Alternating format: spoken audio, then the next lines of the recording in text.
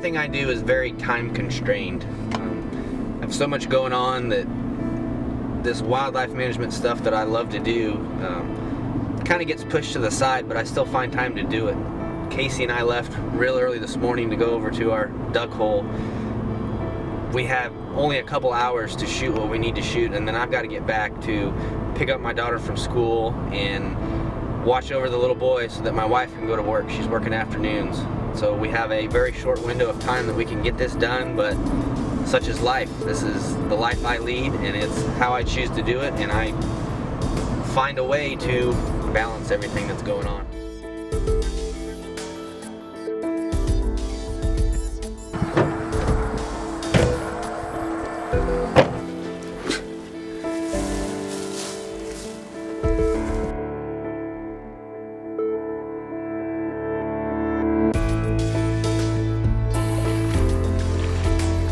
Not only am I the web guy for the Management Advantage, but I also have my own online waterfowl hunting show called Fowled Reality. And basically what we do is we kill ducks and geese the hard way. We drive around, we scout, we knock on doors to gain access to private land. We also hunt public land.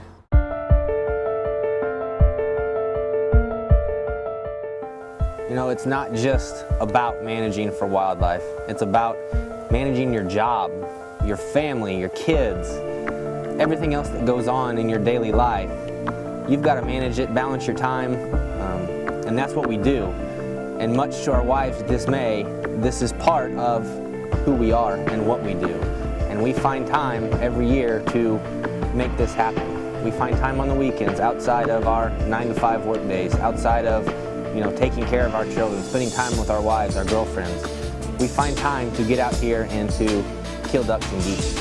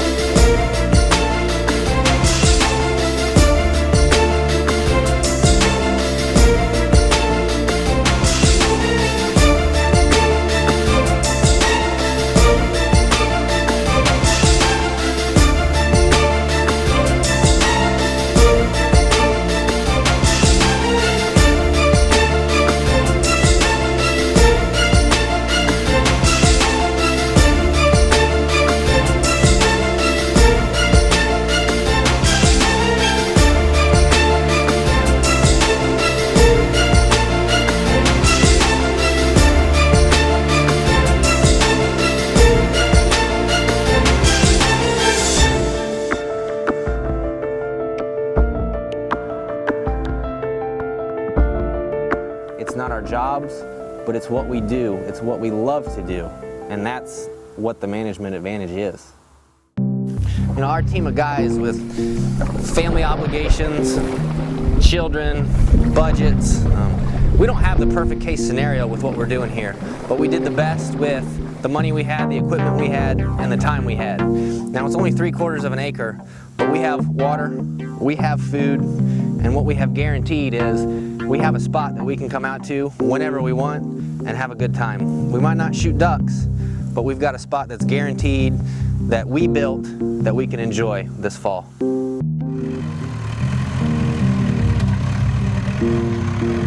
So we came in here, this waterway that runs between two fields, and we wanted to make it 2 acres. Due to time constraints, we couldn't make it the full 2 acres. We took a tractor in here, pulled out 3 foot of Johnson grass and the soil underneath so that we could form our hole. What we're doing is we're taking a drag behind a 4-wheeler, kind of roughing it up, so you've still got a nice firm seed bed underneath, but you've got a little fluff we can put that millet into, and then we'll drag over the top of it to really incorporate it into it. And the weatherman's right, we're going to have a good rain tonight and probably another rain or 2 through the week, and we're going to have a beautiful stand of what Jody likes to call whack grass. Broadcast the seed on top, caught a rain perfectly right after it. Good timing, a little bit of luck. The millet came up, put some fertilizer on it. Shortly thereafter we got the big rain.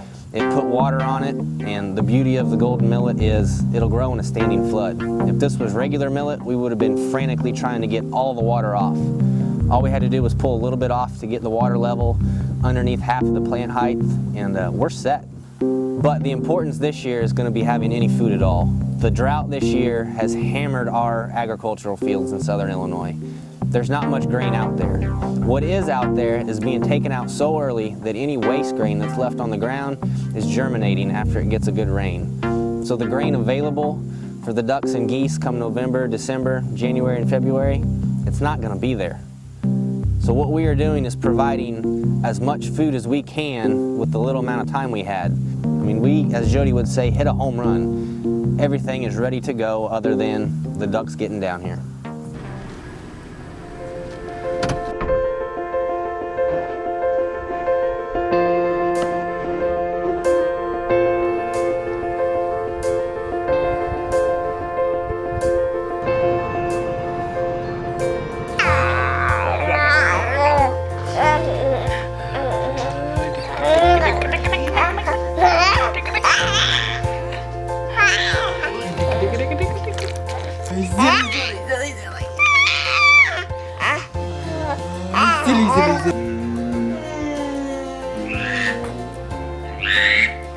How do you do that?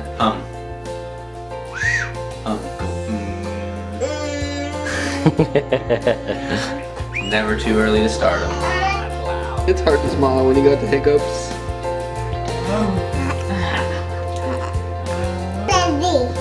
Oh, teddy bear and puppy. Are those your favorites? You know, this is kind of different than the typical Management Advantage show. I'm not a biologist. I don't have the brain power that a lot of our team does. But I learn every day. I talk to Jody, talk to Chuck. I'm learning every day. And you out there, if you are overwhelmed with some of this information, don't be. Just because you don't have that fancy certificate on the wall doesn't mean you can't do it. Watch the shows, pay attention, and learn from it. If you don't have the big budget, it's okay. You can still put it into practice. You can still provide for your ducks. You can provide for your deer. It's a matter of doing what you can with what you have and managing your time and your family, your jobs, but still feeling that passion for wildlife management.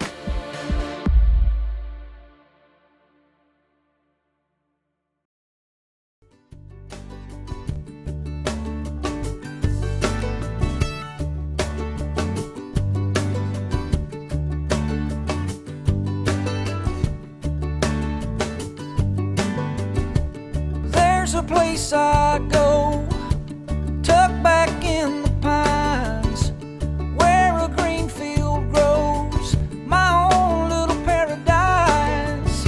I'm thankful for this land and the life that it provides. See, the measure of a man is what he leaves behind. Oh, oh, take what you need and pass it on down.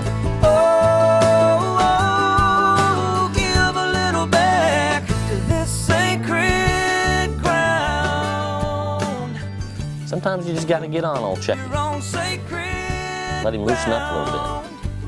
I am what I am. If you sit me down, I'm going to talk like this. It trails in pine plantations, nothing can be better. That'd have been good if he hadn't have just bulldozed the camera.